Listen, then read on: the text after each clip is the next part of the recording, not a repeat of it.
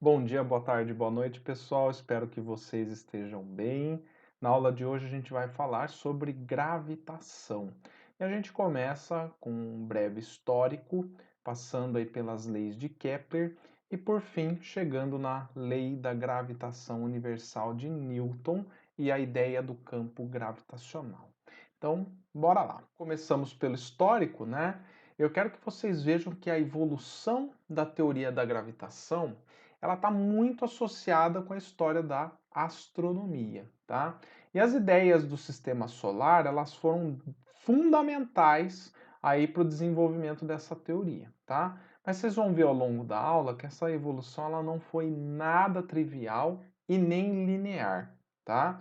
Então a ideia básica do primeiro modelo proposto lá na Grécia Antiga, né, que é o modelo geocêntrico, é o da Terra estando no centro do universo e as estrelas, né, fixas numa esfera de cristal bem distante.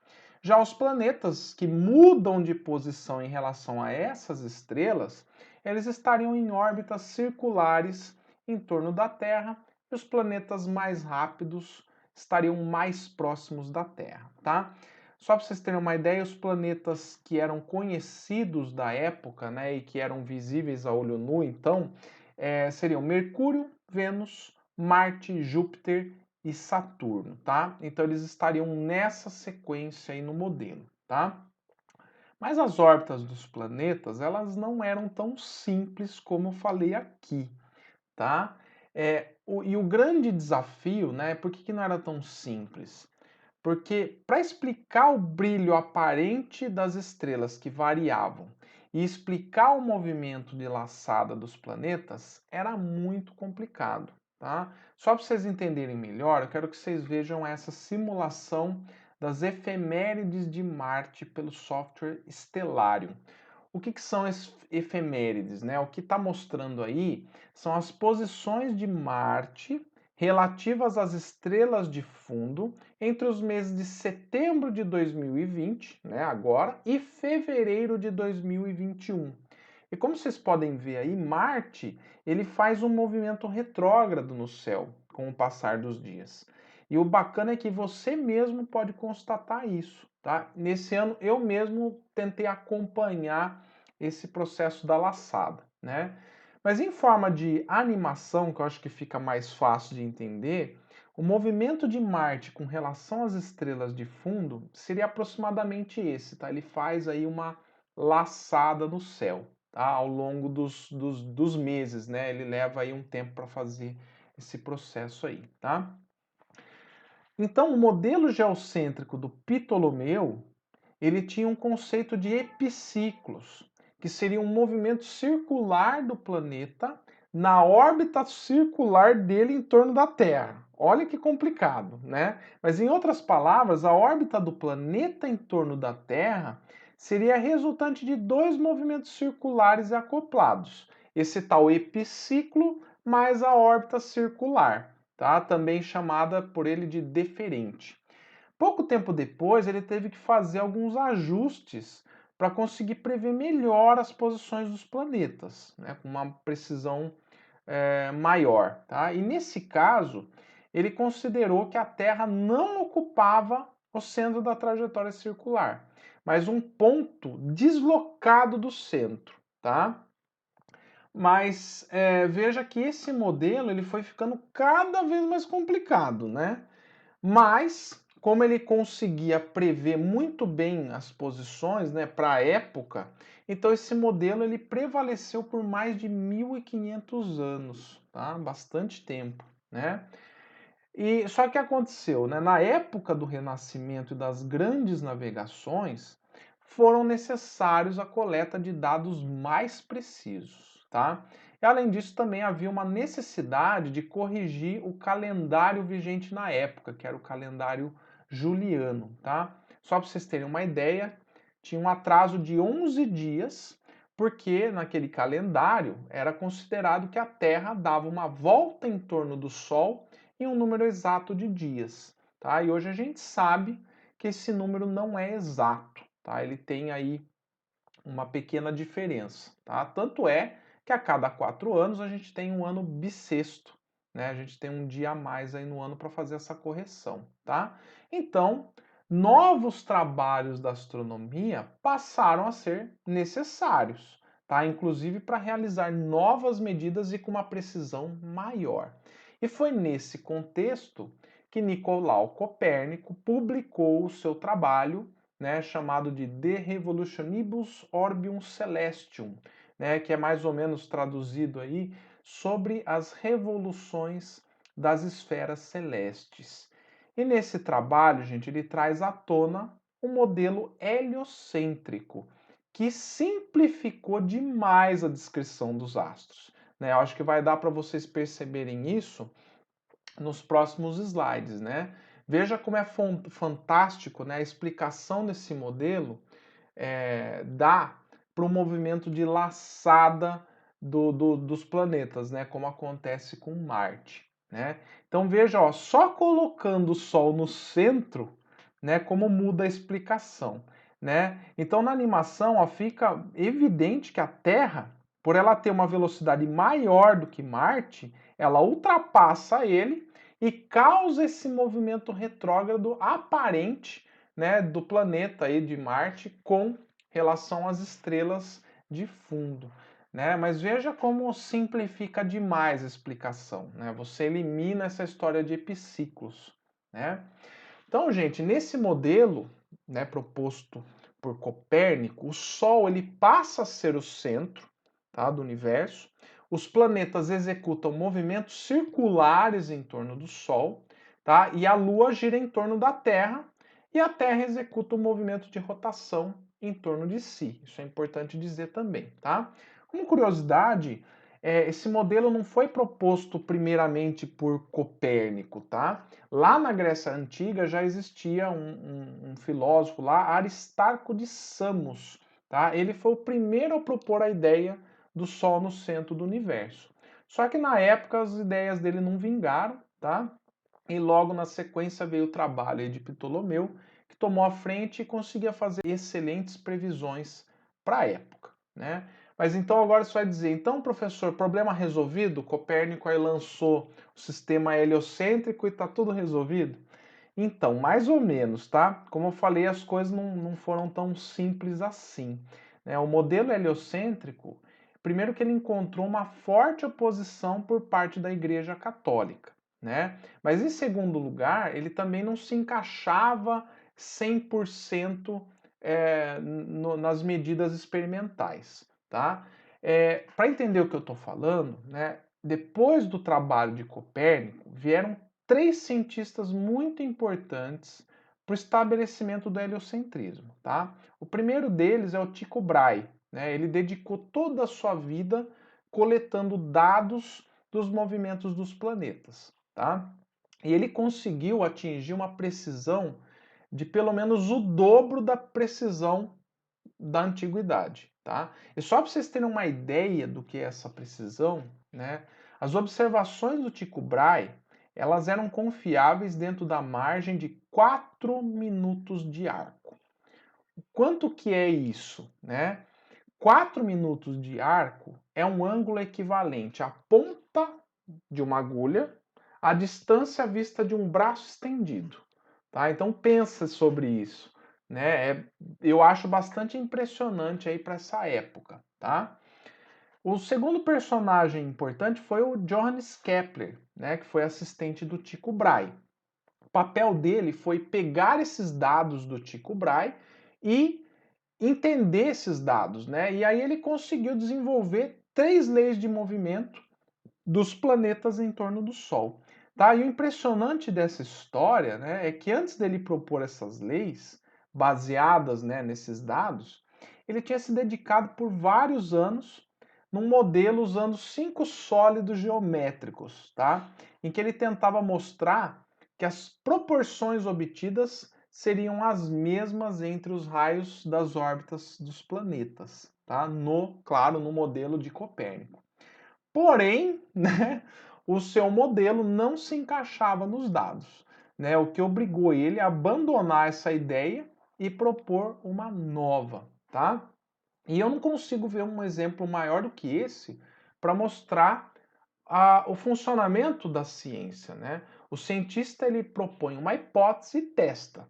Se a hipótese não se encaixa nos dados, ela é descartada, mesmo contra a vontade do cientista. E foi isso que Kepler fez na época, tá? Então esse foi um grande marco histórico aí para nós. E nosso terceiro personagem importante foi Galileu Galilei, né, que foi o primeiro a apontar a luneta para o céu, tá? E com isso ele trouxe inúmeros argumentos a favor do modelo de Copérnico, tá? Então o primeiro deles foi apontando a luneta para Júpiter, ele percebeu que tinham três pontinhos que estavam ali acompanhando Júpiter. E acompanhando isso por horas e por dias, ele percebia que esses pontinhos, eles mudavam de posição e de repente ele via um quarto pontinho, né? Então, com o passar do tempo, ele percebeu que eram luas orbitando Júpiter, né? Então, isso foi um forte argumento a favor do heliocentrismo, né? Também ele conseguiu ver que Vênus tinha fases assim como a Lua, né? E no modelo de Ptolomeu não era possível Vênus ter fases. Então, mais um argumento a favor. Né? E entre outras contribuições, né, gente? Ele pôde constatar também que a Lua tinha imperfeições. Né? Ele conseguia até ver as grandes crateras e os grandes montes também. Ele até estimou a altura e a profundidade deles, tá? Então, o Galileu, ele, no trabalho dele, trouxe um marco importante na defesa do modelo heliocêntrico, tá? Só que por conta disso, né, por conta da grande influência do catolicismo na época, ele foi julgado e condenado à prisão domiciliar perpétua. Porém, ele deixou um belíssimo trabalho aí que posteriormente trouxe aí essa evolução científica para nós, né? Então, vamos agora ver as leis de Kepler em mais detalhes, né? Como eu já falei para vocês, o Kepler ele desenvolveu as suas leis a partir dos dados de Tycho Brahe, né? E abandonou todas as ideias preconcebidas, né? Porque ele já tinha percebido que não estava dando certo, né?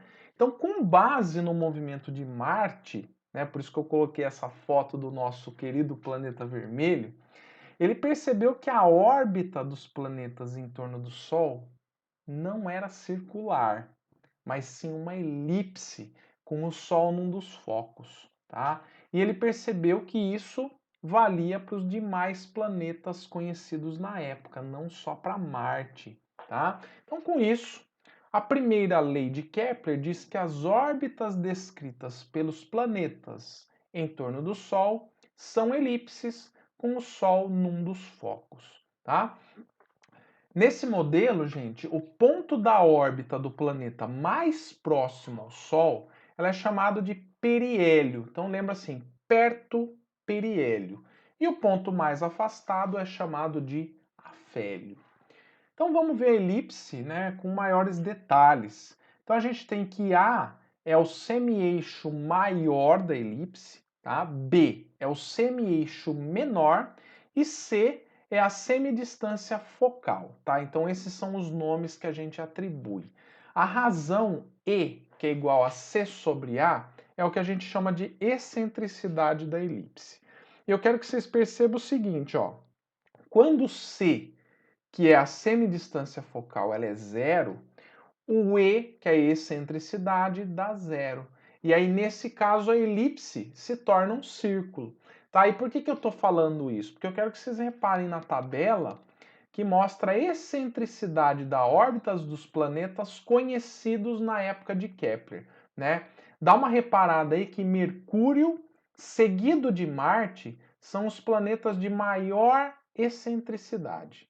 Tá? E como na época de Kepler havia poucos dados de Mercúrio, né, ele era o mais excêntrico, porém Mercúrio tinha poucos dados, tá? Até porque ele está muito perto do Sol, né, e a janela de observação então é muito curta, né?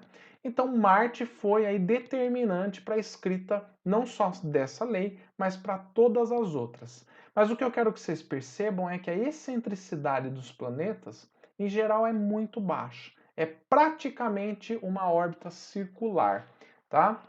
E isso dá para ver aqui, ó, nessa representação em escala das órbitas, né? Como vocês estão vendo aí, elas são muito próximas de um círculo e têm baixa excentricidade, tá? E aí fica mais evidente, né, o porquê que se levou tanto tempo para se perceber isso, né? Só com medidas mais precisas mesmo, tá?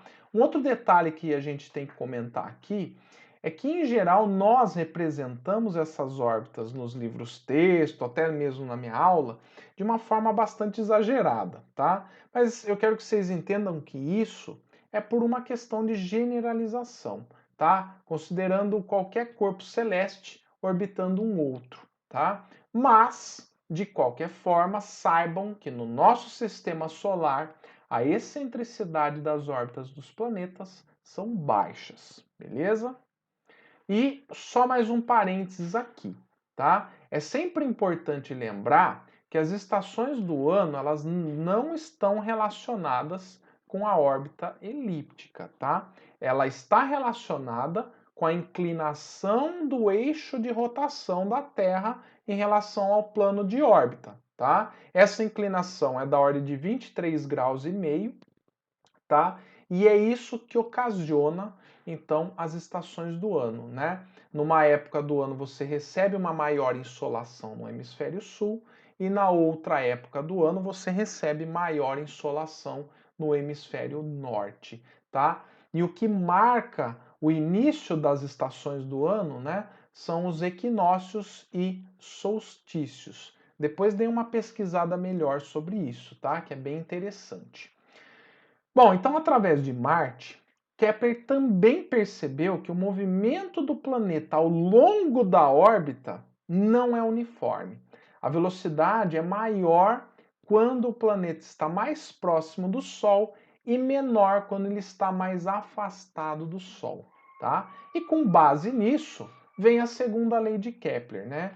Que diz que o raio vetor que liga um planeta ao Sol descreve áreas iguais em tempos iguais, tá? E essa lei ficou conhecida como lei das áreas. Eu acho que para entender bem essa lei, né, é só você olhar aí nessa animação, acho que fica bem evidente, né? Que quando o planeta está bem próximo do Sol, ele tem uma maior velocidade, mas a área ali que é gerada no intervalo de tempo, né, igual ao intervalo de tempo lá no afélio, você vê que ele vai gerar uma área igual, uma área correspondente, tá? Então, matematicamente, a gente pode escrever que dAdt é uma constante. Bom, gente, cerca de 10 anos depois, Kepler publicou a sua terceira lei. Demorou um pouquinho, né? Mas ele passou um bom tempo tentando encontrar uma regularidade nas órbitas, tá? E aí que foi finalmente descrita da seguinte forma: o quadrado do período de revolução de qualquer planeta é proporcional ao cubo do semi-eixo maior da órbita, tá? O semi-eixo maior, ele também corresponde à distância média do planeta ao Sol. Eu já vou explicar isso já. Mas isso significa, então, que o quadrado do período, ou seja, t ao quadrado dividido por a ao cubo, é uma constante para qualquer planeta em torno do Sol. Como eu falei, a terceira lei também pode ser escrita em função da distância média entre os planetas e o Sol. E como é que a gente define essa distância média?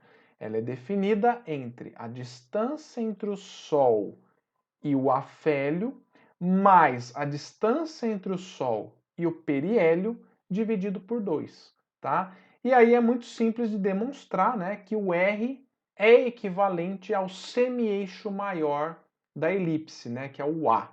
Mas isso eu vou deixar para vocês, tá bom? E, por fim, eu quero que vocês deem uma olhada nessa tabela que mostra a distância média da órbita dos planetas em torno do Sol e o período em anos terrestres. Quando a gente aplica a terceira lei de Kepler para todos eles, a gente chega ao mesmo valor, tá? Que dá 1. Claro que vai dar 1 porque a gente usou a unidade astronômica como unidade de distância. Para quem não sabe, a unidade astronômica, né? Uma unidade astronômica é equivalente à distância Terra-Sol, que é de aproximadamente aí 150 milhões de quilômetros. De novo, 150 milhões de quilômetros é a distância média, tá? Existe aí uma diferença entre o afélio e periélio, tá bom? E, se eu não me engano, é 153 milhões para 148 milhões de quilômetros, tá? É algo assim. E a gente também pode representar essa tabela num gráfico. Então, se a gente plota r ao cubo em função de t ao quadrado e coloca todos os planetas aí, a gente chega numa função linear, tá? E aí essa função linear ela vai ter coeficiente angular 1, como era de se esperar, né, pessoal? Então, beleza, vamos ao nosso primeiro exemplo de aula. O astrônomo alemão Johannes Kepler, né, que nasceu em 1571 e morreu em 1630, adepto do sistema heliocêntrico, desenvolveu um trabalho de grande vulto, aperfeiçoando as ideias de Copérnico. Em sequência, ele conseguiu estabelecer 3 leis sobre o movimento dos planetas, que permitiram um grande avanço no estudo da astronomia. Um estudante, ao ter tomado conhecimento das leis de Kepler, concluiu, segundo as proposições a seguir, que 1. Para a primeira lei de Kepler, a lei das órbitas, o verão ocorre quando a Terra está mais próxima do Sol e o inverno quando ela está mais afastada. 2. Para a segunda lei de Kepler, lei das áreas, a velocidade de um planeta X em sua órbita diminui à medida que ele se afasta do Sol. Olha, essa daí está correta, hein? 3. Para a terceira lei de Kepler, lei dos períodos, o período de rotação de um planeta em torno do seu próprio eixo é tanto maior quanto maior for seu período de revolução. Com base na análise feita, assinale a alternativa correta. Bom, pessoal, aí das 3 afirmações, apenas a 2 está correta, tá? Como eu falei para vocês, a afirmação 1, ela está errada porque o fato da órbita ser elíptica não explica as estações do ano. O que explica as estações do ano é o eixo de rotação da Terra ter uma inclinação, tá? Quanto à afirmação 3, a lei dos períodos não está relacionada com a rotação da Terra em torno do seu eixo, tá? Então é por isso que ela está errada. Portanto, a alternativa correta é C, que diz que apenas a proposição 2 é verdadeira, tá? Exemplo 2. O raio médio de Júpiter é de 5,2 unidades astronômicas. Qual é o período da órbita de Júpiter em torno do Sol? E aí lembre-se que o A é a distância Terra-Sol.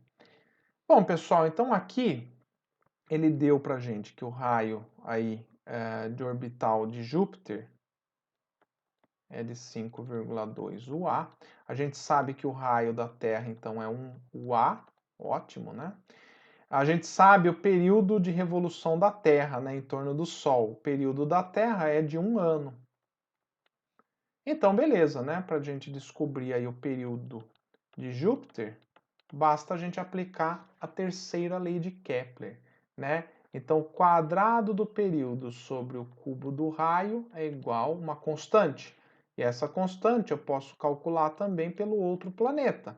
Então, aqui vai ser a Terra e aqui Júpiter, por efeito de comparação. Então, substituindo os dados, né, 1 ao quadrado sobre 1 ao cubo é igual ao período de Júpiter ao quadrado, que é o que a gente quer, sobre o raio de Júpiter, que é 5,2 ao cubo. Isolando aí o período de Júpiter, a gente vai chegar em 5,2 ao cubo. E aí tem que tirar a raiz disso, tá? Então, já fazendo essa continha, a gente chega aqui, o período de Júpiter em anos terrestres vai ser de 11,9 aproximadamente, tá? Com 3 algarismos significativos. Beleza? Depois vocês dão uma conferida nas tabelas, tá? Voltando à teoria. Isaac Newton, pessoal, foi o grande responsável por fundamentar as leis de Kepler, tá? E como que ele fez isso? Né? Durante um período de peste na Europa, o Newton ele se refugiou em uma fazenda no interior do país dele, né? E aí ele desenvolveu a sua teoria em apenas 2 anos, tá? E o detalhe, ele tinha entre 23 e 24 anos, tá? Ele descobriu e enunciou a lei da gravitação universal, como a gente já viu lá em Física 1, tá? Essa expressão ela é escrita como menos g emão vezes eminho dividido por r ao quadrado e aí o versor r, tá? Em outras palavras, a força de atração entre dois corpos massivos é proporcional ao produto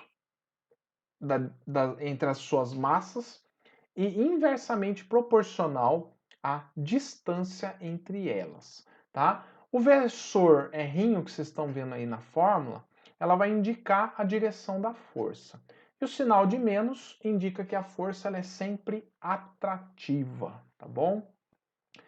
Pela terceira lei de Newton, que ele também expressou na mesma época, a gente tem que as forças trocadas entre esses dois corpos massivos, elas são iguais em módulo e direção, tá? Mas elas possuem sentidos opostos, tá? Então, dessa forma, a força que um faz em 2 é igual à força que 2 faz em 1. A gente representa isso como F12, né? A força de 1 devido a 2, né? E F21, que é a força em 2 devido a 1.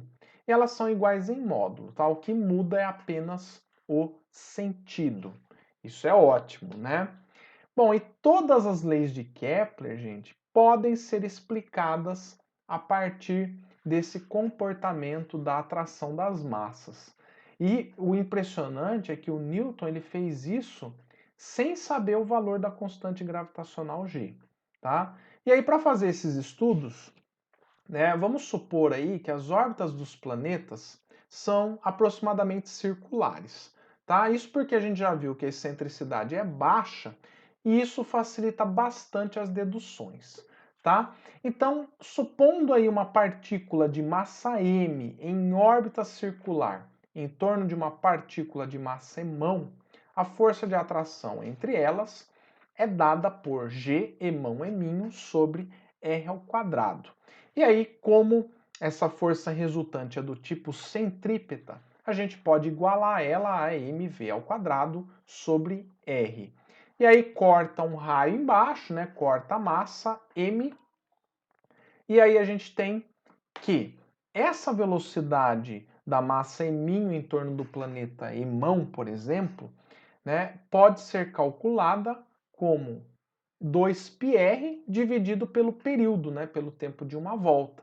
Tá? Então, isso aí é a distância percorrida, né, que é a circunferência, dividido pelo tempo, que é o período.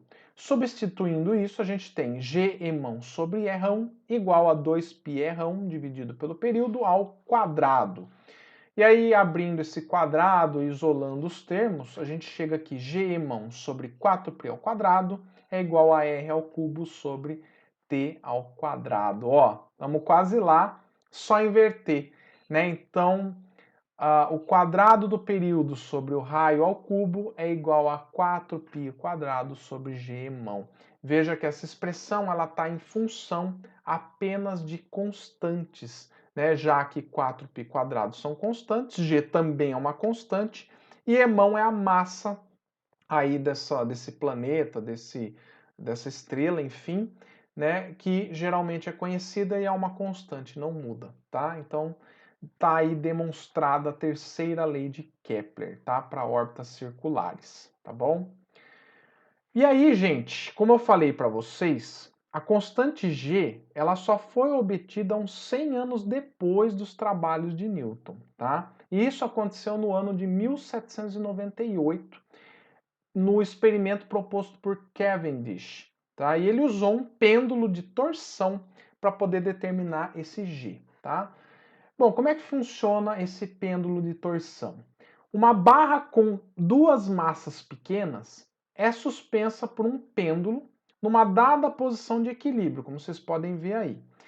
Aí, o que é feito? Duas esferas maiores, de maior massa, elas são aproximadas. E aí o que acontece é que esse pêndulo de massas pequenas, ele é torcido de um certo ângulo. E aí, com a medida desse ângulo, é possível medir o torque produzido e, portanto, a força trocada entre as esferas, que é dada aí pela lei da gravitação universal. E aí, isolando, né, se descobre o valor dessa constante gravitacional, tá? Atualmente, né, esse valor de Gzão é de 6,6739 vezes 10 a menos 11. Tá? Então é um valor muito pequeno e isso torna esse experimento muito impressionante aí para a época. Tá? Bom, e um conceito que é muito importante, que a gente usa bastante, né, inclusive no nosso dia a dia, é a ideia de campo gravitacional. Até para fugir um pouco desse cálculo de forças, né, usando aquela expressão que a gente viu, né, da lei da gravitação, tá? Então, o campo gravitacional, ele é um campo de força que existe no espaço ao redor de cada massa. Isso significa o quê? Significa que quando a gente coloca uma massa m de prova nessa região, essa massa m vai sofrer ação de uma força devido a este campo. Tá? E aí, por definição, a gente usa a letra G minúsculo para representar o campo gravitacional, que é a razão entre a força dividido pela massa de prova. Tá? Então, essa força é a força sentida pela massa de prova. E aí, gente, por que é melhor trabalhar assim? Porque uma vez que você determina esse campo gravitacional, né, para você descobrir a força que atua sobre a massa, basta você fazer o produto da massa vezes o campo gravitacional, que a gente já fazia lá no curso de Física 1, né? Então fica bem mais fácil assim, né? Porém, não se enganem, né? Você simplifica o cálculo da força, mas complica o cálculo do campo, tá? Então, assim, ó, no caso de uma partícula de massa imã, o campo gravitacional gerado em um certo ponto P do espaço, ele pode ser obtido da seguinte forma.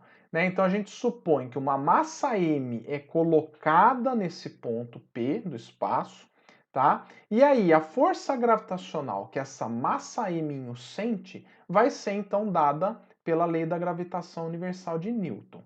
E aí, quando a gente substitui isso na expressão do campo gravitacional, a gente chega então, né, nessa coisa grande aí, né? Mas aí a massa m ela corta e a gente chega que o campo gravitacional ele é dado por G emão sobre o R ao quadrado, né?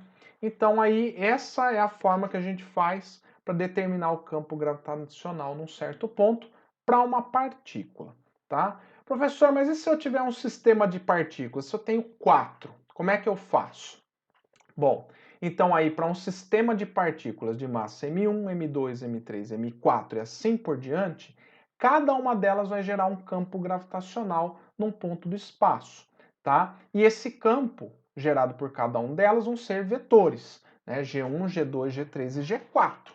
E aí o campo gravitacional resultante nesse ponto P vai ser a soma vetorial desses campos gravitacionais. Tá? E aí, sei lá, ele pode dar um vetor que nem esse que eu estou colocando aí, tá?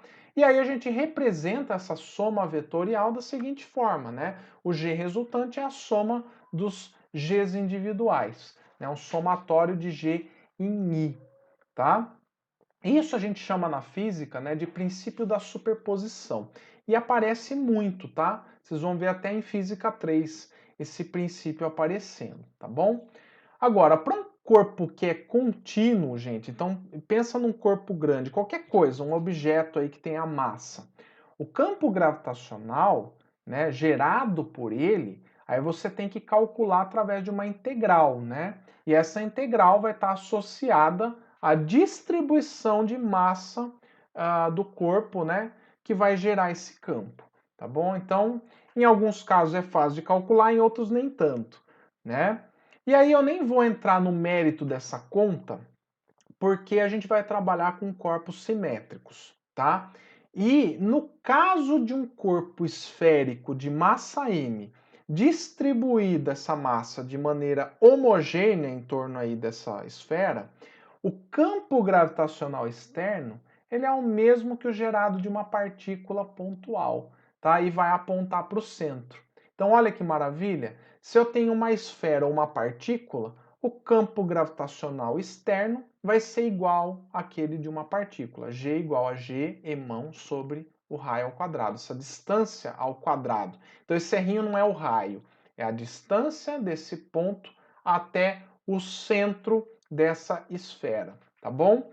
Agora, se for um campo gravitacional interno, aí a gente vai ter que fazer a seguinte coisinha aqui. Vamos fazer um truque ao invés de ter que calcular a integral, tá?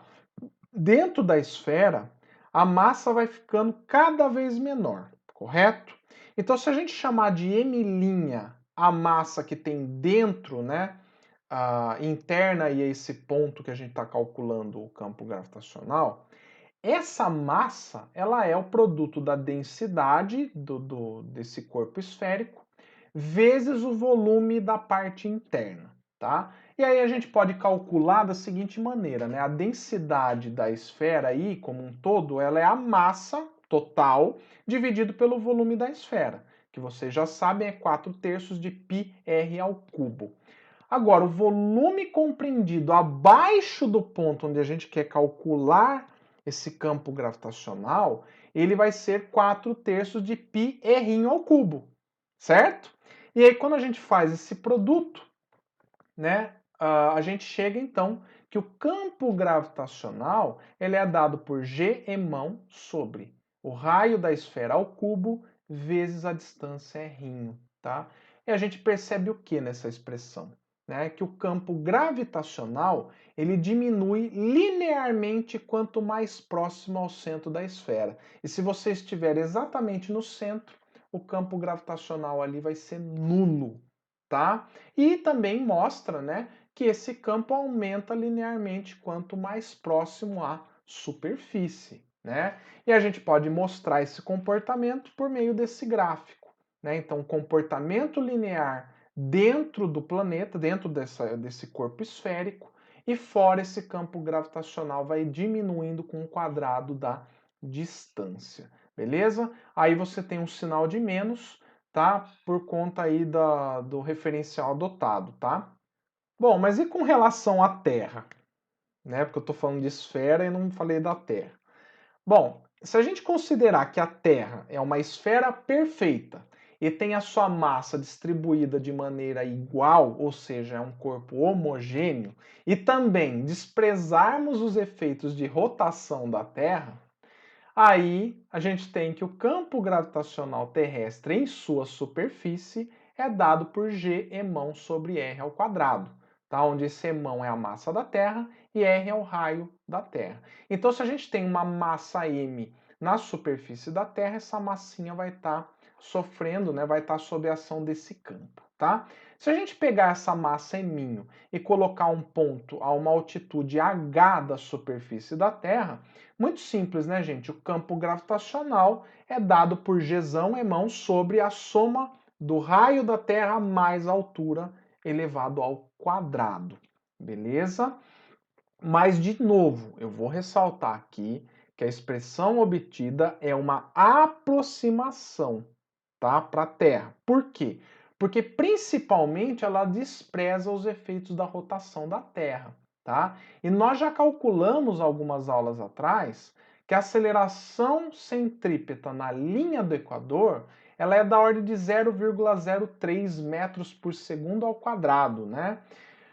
Mas isso faz com que a aceleração da gravidade ela seja menor na linha do Equador do que nos polos, tá?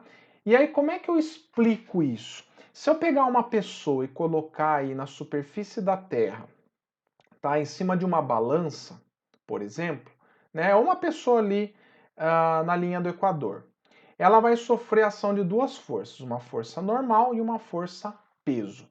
Porém, como a Terra gira, então eu tenho uma força centrípeta apontando para o centro da Terra. Isso implica que a força resultante na pessoa é m vezes g menos a normal igual a massa da pessoa vezes a aceleração centrípeta.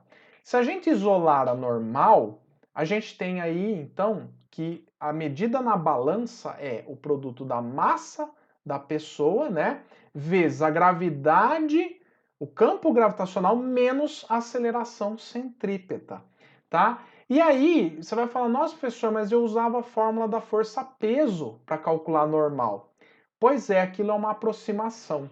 Então, um grande truque que é usado aqui, é a gente adotar um valor de g da gravidade local. Então, a gente vai ter uma aceleração da gravidade local para cada local da Terra, né, para cada latitude terrestre, longitude, enfim.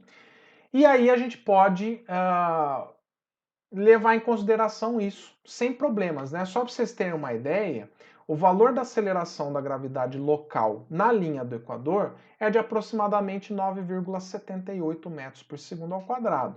Já nos polos é de aproximadamente 9,83 metros por segundo ao quadrado. Então, cuidado, a expressão do campo gravitacional que a gente obteve, ela não vale para a Terra exatamente. E aí o nosso truque lá em Física 1, que eu não comentei com vocês, é adotar a gravidade local, que já leva em consideração esse efeito centrífugo do giro da Terra. Beleza?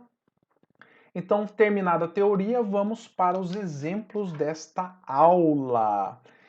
Exemplo 3. Algumas pessoas acreditam que as posições dos planetas na hora do nascimento influenciam o recém-nascido.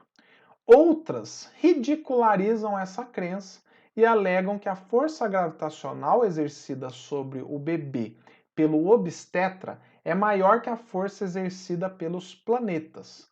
Para verificar essa afirmação, se ela está correta, calcule o módulo da força gravitacional exercida sobre um bebê de 3 kg por um obstetra de 70 kg a 1 metro de distância, tá? Considerando ele como uma massa pontual, e B, pelo planeta Marte, em sua menor distância da Terra, né, de 1,36 vezes 10 a 11 metros. E aí, item C, ele quer saber se a afirmação está correta. Então vamos lá, né? Vamos pegar aí no caso do obstetra primeiro. A força gravitacional exercida aí pelo obstetra sobre o bebê, então vou chamar de FO, vai ser Gzão, Emão, Eminho, dividido por R ao quadrado, tá?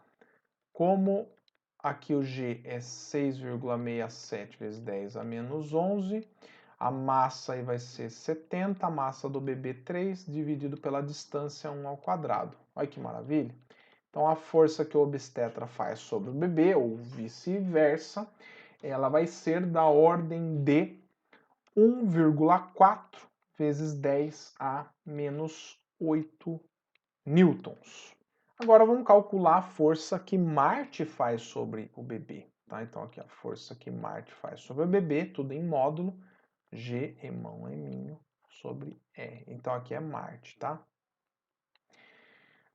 Substituindo 6,67 vezes 10 a menos 11 vezes a massa de Marte, 6,4 vezes 10 a 23, vezes a massa Eminho, que é 3, dividido por 1,36 vezes 10 a 11 ao quadrado. Opa, calcular tudo isso aí, né? Se você fizer essa continha, você vai chegar no valor de 6,9 vezes 10 a menos 9 newtons. Bom, então aqui era o item A, aqui o item B, aqui o item C. A afirmação está correta?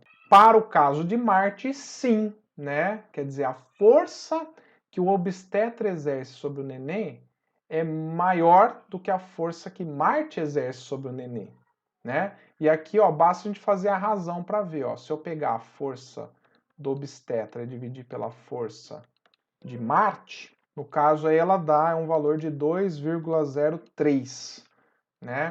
Então ela é o dobro aí, pelo menos o dobro em relação a Marte. Agora, se você fizer para a Lua, vai dar aí maior, né, a força que a Lua exerce sobre o neném, do que a força que o obstetra exerce sobre o bebê, né? E essa força da Lua, gente, é o que gera o efeito das marés. Mas então, nesse caso, para Marte, ó, vale isso daqui. E aí teria que calcular para os outros planetas, tá bom? Aí eu vou deixar para vocês, beleza? Exemplo 4. Duas partículas de massa emão estão fixas no eixo Y nas posições A e -A. Determine o campo gravitacional em qualquer ponto localizado no eixo X. Então, gente, aqui nesse esquema está representadas as duas massas emão, tá? E aqui as coordenadas A e -A, então a distância até o eixo é de A, em módulo, né? E aqui eu escolhi um ponto no eixo X, um ponto XP, tá? Ponto P aqui. E aí, para esse caso, né, para cada uma das massas, você vai ter um campo gravitacional G gerado nesse ponto, que aponta, né, no sentido de cada massa emão, tá? E aqui eu coloquei um ângulo θ, que é igual para os dois, tá? E aí o que é importante para a gente resolver esse problema? É que a gente pode decompor esse campo gravitacional dos dois em X e Y, tá? Isso para ficar mais fácil. E o que a gente vê aqui, ó, é que, dada a simetria, dado que as massas são iguais, esse campo gravitacional GY, gerado por cada um deles, vai embora. E o que a gente vai ter aqui, ó, é que o nosso campo gravitacional resultante, que vai ser o G resultante aqui, ó, ele vai ser, né, o dobro de Gx, tá? E aí a questão é, quem é Gx?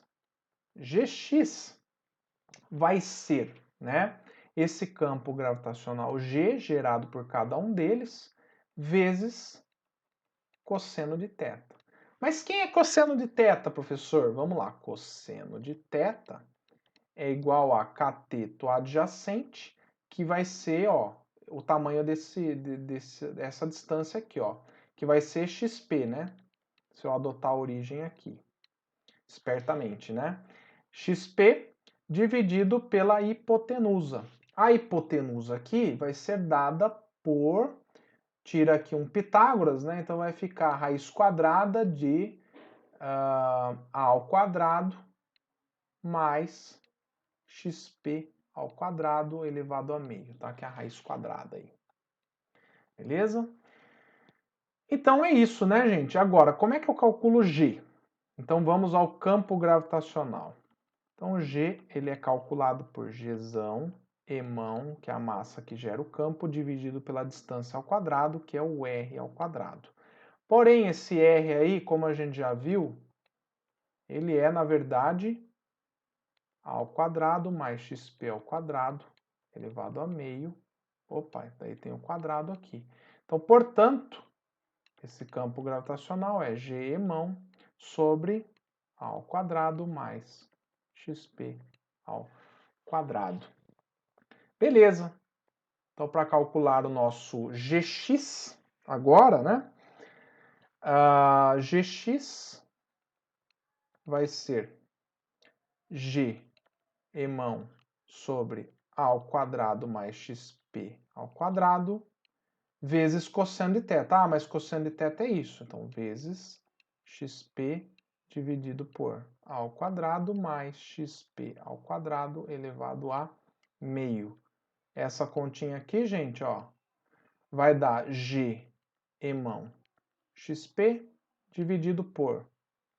Aqui, ó, eu tenho expoente 1, expoente meio, manter a base e somar expoentes. Então, vai ficar 3 meios. Portanto, o meu G resultante, que está aqui, ó, ele vai ser menos 2gx, que é isso aqui, gm. XP eu vou trocar por uma coordenada x qualquer, tá bom? Dividido por a ao quadrado mais x ao quadrado elevado a 3 meios. Para escrever isso na forma de vetor, ó, vetor x, eu coloco um versor i. E olha que bacana, essa expressão, ela vale para qualquer valor de x, seja ele positivo, Se o x for negativo, estiver para cá da origem, ó, o campo gravitacional aí vai estar para a direita, porque esse x vai ser negativo, e aí vai trocar o sinal aqui, fazendo com que a aceleração da gravidade fique condizente. Esse aqui é o campo gravitacional gerado nesse ponto em específico, tá bom? Qual é a aceleração de queda livre de um corpo na altura da órbita da estação espacial, cerca de 400 quilômetros acima da superfície da Terra? Aí tem os dados, né? Então vamos lá, gente. Como nós vimos em aula, supondo, né, que a Terra aí é uma esfera perfeita, desprezando os efeitos de rotação, que seria equivalente, tá, a gente considerar a Terra como um referencial inercial, tá? Então, quando eu estou considerando a Terra um referencial inercial, eu estou desprezando esse efeito de rotação, o efeito centrífugo. Aí, beleza, né? Porque fica tranquilo. Esse campo gravitacional, ele é dado por G, emão da Terra, sobre... Aí aqui eu vou ter o raio da Terra mais a altura. Isso tudo ao quadrado. Aí, gente, é substituir os números, né? 6,67 vezes 10 a menos 11, vezes 5,98 vezes 10 a 24, dividido por raio da Terra, 6,370. E aí, cuidado, ó. Soma já com os 400, né? Faz vezes 10 a terceira para passar isso aqui para metro. E aí depois toma isso aqui ao quadrado, tá? Então faz essa soma, vezes 10 a terceira para passar para metro, toma o quadrado e faz a continha aqui, né? Divide essa multiplicação em cima pelo resultado de baixo. Fazendo essa continha, a gente vai chegar no valor de 8,70 metros por segundo ao quadrado. E aí eu aproveito para fazer um comentário aqui, que é o seguinte: esse aqui é o campo gravitacional lá então na órbita da estação espacial. Então veja que os tripulantes da estação espacial estão sob a ação da gravidade com esse valor aqui, né? E aí você vai se perguntar, mas por que eles ficam flutuando dentro da nave? Porque lá tanto a nave quanto os astronautas estão sob essa aceleração e estão numa situação que a gente chama na física de imponderabilidade. Todos eles estão caindo juntos em direção ao centro da Terra, porém eles não caem porque estão em órbita. Eles têm uma velocidade de órbita. Então era isso por hoje, espero que vocês tenham gostado da aula. Esses aqui foram os livros que eu usei para preparar a aula. E é isso, qualquer dúvida me procurem aí nos atendimentos ou via chat do Moodle, via fórum, estou à disposição. Um grande abraço a todos.